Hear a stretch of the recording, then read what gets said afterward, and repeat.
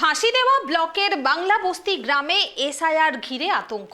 প্রায় 15 থেকে 20 বছর আগে বাংলাদেশের পঞ্চগড় জেলা থেকে আসা মানুষ এখানে বসবাস করছেন। 2002 সালের ভোটার তালিকায় গ্রামের 75% মানুষেরই নাম নেই।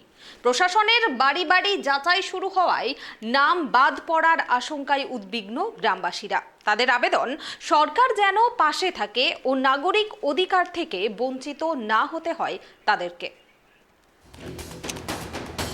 শিলিগুড়ি মহকুমা পরিষদের অন্তর্গত ফাঁসি দেওয়া ব্লকের বাংলা বস্তি গ্রামে ছড়িয়ে পড়েছে প্রবল আতঙ্ক। এসআইআর প্রক্রিয়া শুরু হওয়ার খবরে গ্রামের সাধারণ মানুষদের চোখে মুখে এখন ভয় ও উদ্বেগের ছাপ স্পষ্ট।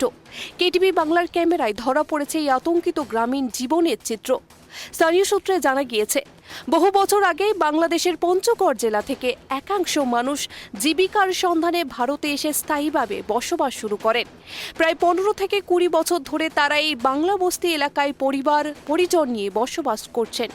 কেউ দিনমজুরি করেন, কেউ ক্ষুদ্র ব্যবসা, আবার কেউ চাষবাসের সঙ্গে যুক্ত হয়ে সংসার চালাচ্ছেন। সমাজের মূল ধারায় মিশে গিয়েছেন তারা।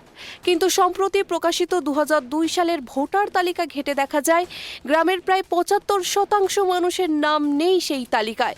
আর সেই খবরেই সৃষ্টি হয়েছে প্রবল আতঙ্ক। গ্রামবাসীদের আশঙ্কা, যদি নতুন ভোটার তালিকা সংশোধনের সময় তাদের নাম বাদ দেওয়া হয় তাহলে তারা নাগরিক অধিকার থেকে বঞ্চিত হবেন। প্রশাসনের তরফে জানানো হয়েছে, আগামী 4 তারিখ থেকে ব্লক প্রশাসনের বিএলও কর্মীরা বাড়ি বাড়ি গিয়ে ভোটার তালিকা সংশোধনের কাজ করবেন। তারা বাসিন্দাদের বিভিন্ন নথিপত্র যাচাই করবেন, যেমন আধার, রেশন কার্ড, বাসস্থানের প্রমাণপত্র ইত্যাদি। এই পরিস্থিতিতে গ্রামের মানুষজন প্রশাসন ও রাজ্য সরকারের কাছে আবেদন জানিয়েছেন যেন তাদের পাশে দাঁড়ানো হয় এবং ভোটার তালিকা থেকে তাদের নাম বাদ না দেওয়া হয়। তাদের দাবি, আমরা বহু বছর ধরে এখানে আছি, নিয়মিত ট্যাক্স দিই, কাজ করি, সন্তানরা স্থানীয় স্কুলে পড়ে। আমরা এই দেশেরই মানুষ, আমাদের অধিকার যেন কেউ কেড়ে না নেয়।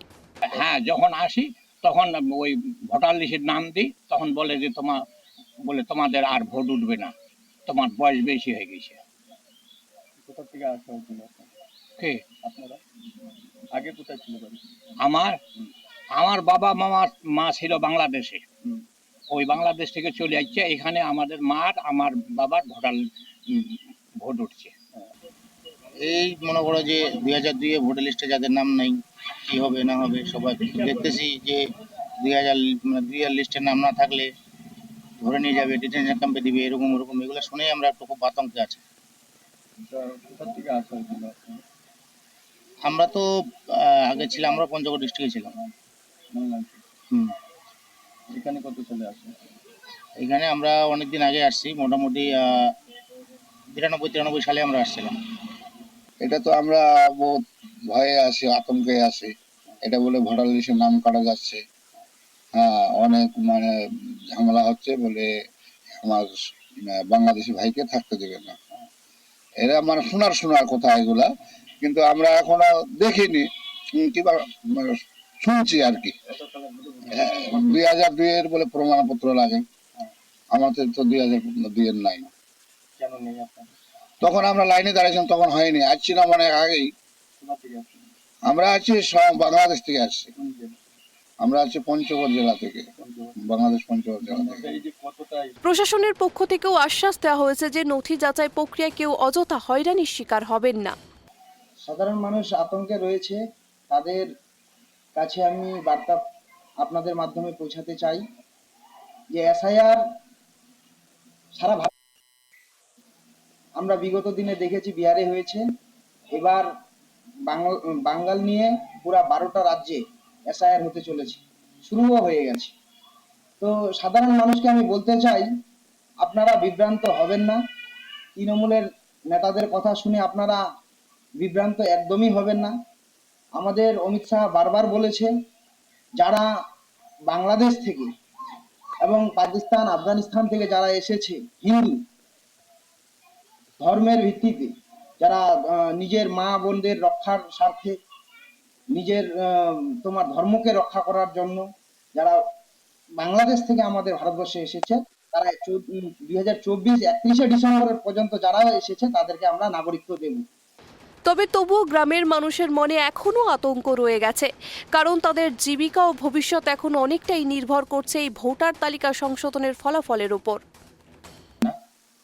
বাংলার মুখ্যমন্ত্রী মমতা বন্দ্যোপাধ্যায় এবং তৃণমূল কংগ্রেসের সর্বভারতীয় সাধারণ সম্পাদক, সংসদের দলীয় নেতা আমাদের অভিষেক বন্দ্যোপাধ্যায়, তাদের নির্দেশ রয়েছে, তাদের কথা রয়েছে যে বাংলার কোনো বৈধ ভোটারের নাম যাতে কোনো চক্রান্তের মাধ্যমে কাটা না যায় সেদিকে আমরা রয়েছি। এবং স্থানীয় মানুষের সাথে কথা বলার পর তাদের প্রয়োজনীয় যতটুকু সহযোগিতা করার আইনগত দিক দিয়ে আমরা মানুষের পাশে রয়েছি। এবং এসআইআর যে চালু হয়েছে এর জন্য ইতিমধ্যেই বিএলওরা তাদের কাছে যে ফর্ম পাঠাবেন, আমরা অনুরোধ করবো সকলকে ফর্মটা ফিল আপ করার। এবং যদি কারো নাম নাই তাহলে আমরা সেই বিষয়ে কথা বলে দেখবো, যোগ্য ভোটার হয়ে থাকলে যাতে বৈধ ভোটারের ভোট না কাটা যায় সেটা রয়েছে। আর কেউ যদি বলে থাকেন যে নেই, আমরা এখনো আপনার মাধ্যমে যেহেতু শুনেছি এবং আমরা স্থানীয় স্তরে আমাদের পঞ্চায়েত রয়েছে, আমাদের সেখানে দলের কর্মীরা রয়েছে, আমরা তৃণমূল কংগ্রেস সাধারণ মানুষের সাথে রয়েছে, পাশে রয়েছি। বাংলা বস্তি গ্রামের মানুষের চোখে এখন একটাই প্রত্যাশা, প্রশাসন যেন তাদের ন্যায্য অধিকার নিশ্চিত করে। বহু বছর ধরে এদেশে বসবাস, কাজকর্ম ও সমাজের সঙ্গে একাত্ম হওয়া সত্ত্বেও ভোটার তালিকা নিয়ে অনিশ্চয়তায় তাদের জীবন অস্থিরতা এনেছে। তাই সরকারের মানবিক হস্তক্ষেপই এখন গ্রামবাসীদের একমাত্র ভরসা, যাতে তারা সম্মান ও নিরাপত্তার সঙ্গে সমাজের মূল স্রোতে থাকতে পারেন।